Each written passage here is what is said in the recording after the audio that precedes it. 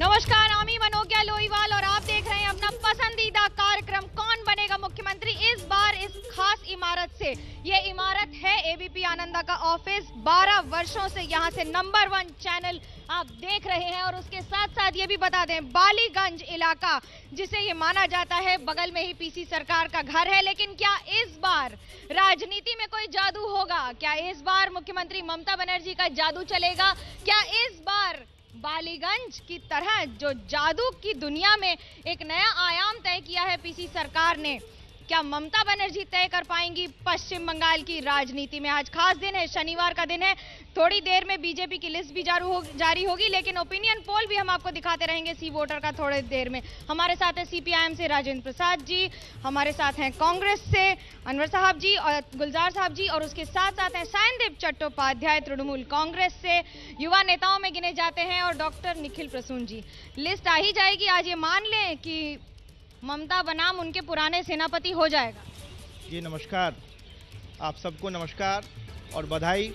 Bharatiya Janata party के पहले और दूसरे चरण के प्रत्याशियों की लिस्ट जारी की जाएगी। जैसे कि आपने अपने समाचार माध्यमों से दिखाया, जो भी प्रत्याशी हैं मैं उन्हें अपनी शुभकामनाएं प्रेषित करता हूं, और इसके साथ ही बंगाल की महान जनता को भी अपनी शुभकामनाएं देता हूं। सभी पार्टियों से भी अपील करता हूं कि लोकतंत्र के इस पर्व और इस अनुष्ठान को आपस में मिलजुल। टक्कर की बात करिए ना, लोकतंत्र का पर्व तो होता रहेगा। देखिए, कोई नहीं है टक्कर में।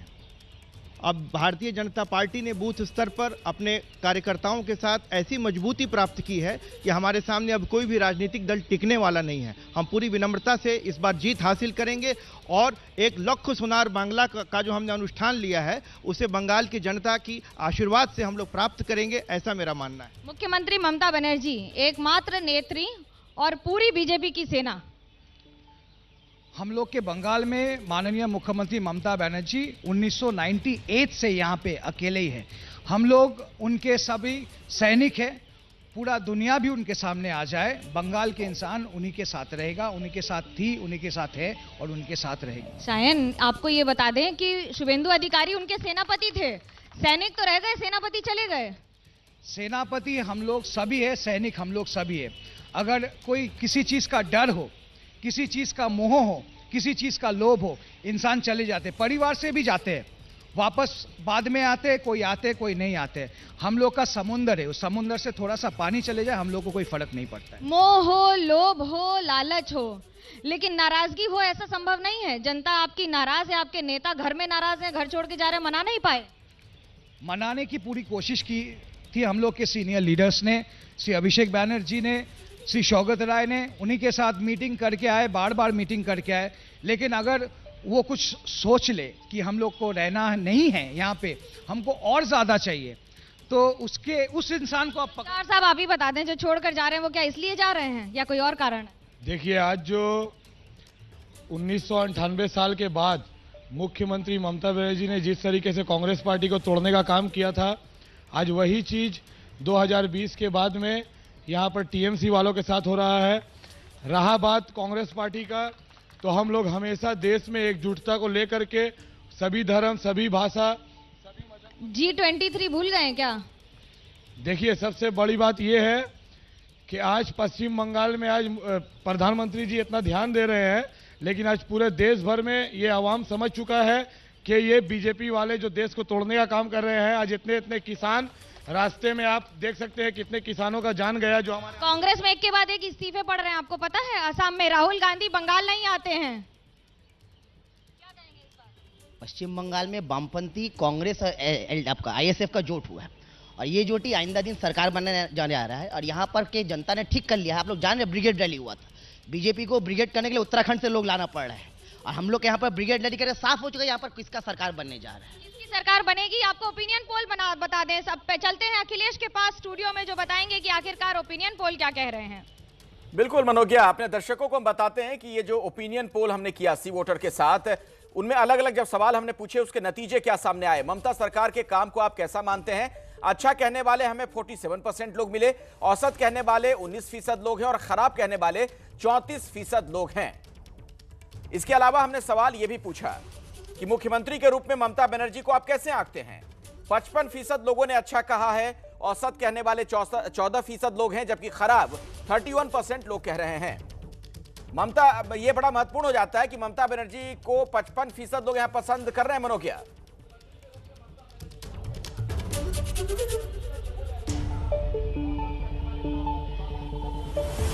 बिल्कुल, लोगों से ही पूछ लेते हैं। आंकड़े तो कह रहे हैं कि इस बार 55% लोग ममता बनर्जी को पसंद कर रहे हैं। अच्छे आंकड़े हैं। ये तो एक सर्वे है, कुछ 13,000 लोगों का सर्वे। मुझे नहीं लगता इस सर्वे के आधार पर मैं ममता बनर्जी की लोकप्रियता का आकलन कर सकता हूं। इससे क्या फर्क पड़ता है? 13,000 लोगों से जनता जनार्दन की सरकार भी नहीं बनती। अभी बहुत टाइम है, भी देखते हैं।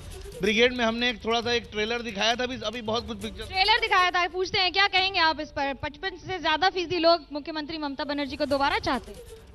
जरूर से उनको दोबारा चाहते हैं। हर बंगाल का इंसान उनको चाहते हैं, बार बार चाहते हैं, क्योंकि पश्चिम बंगाल में बीजेपी कभी नहीं आ सकते। बीजेपी का इंसान क्या किया है पश्चिम बंगाल के लिए? कुछ नहीं किया है। काम से भी खुश है लोग। क्या कहेंगे इस पर? अब अच्छे आंकड़े आ रहे हैं ये तो, लेकिन बीजेपी कहती है कि हार जाएगी दीदी गई। अच्छे आंकड़े तो आएंगे, क्योंकि दीदी ने लास्ट 10 साल में बंगाल में लड़कियों हो, दलित हो, आदिवासियाँ हो या फिर जो लोग पुअर पीपल हो, सबके लिए काम किया है।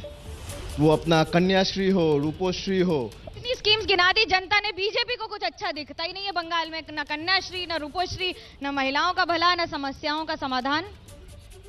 पीकर जिनकी लाल शिखाएं, उगल रही सौलपट दिशाएं, जिनके हुंकारों से सहमी धरती रही अभी तक डोल, कलम आज उसकी जय बोल। 140 से ज़्यादा कार्यकर्ताओं को लटका दिया गया है।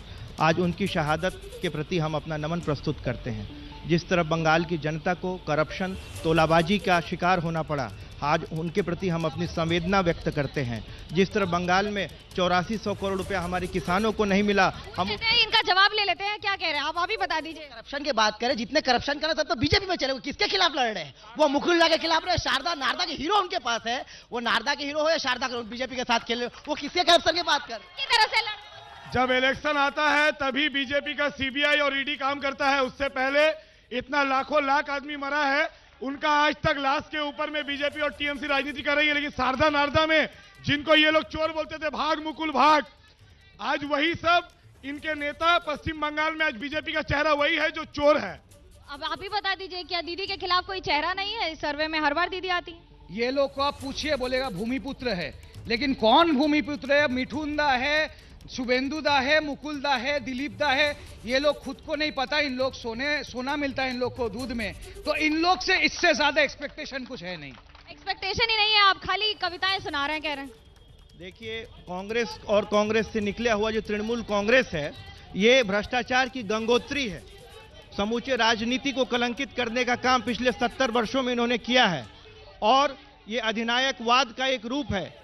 भ्रष्टाचार को नसों में, आज भी देख लीजिए, दिल्ली में सत्ता बदली, लेकिन प्रतिष्ठान में जो गए हुए जो ब्यूरोक्रेट्स हैं, जो सेल्फ सर्विंग नेता हैं, जो इंडस्ट्रियलिस्ट हैं, उन लोगों ने। किसान भूल जाते हैं आपको, दिल्ली के किसान नहीं दिखते हैं। लौटते हैं स्टूडियो अखिलेश के पास। अखिलेश के पास चलते हैं, कुछ और आंकड़े देखते हैं और फिर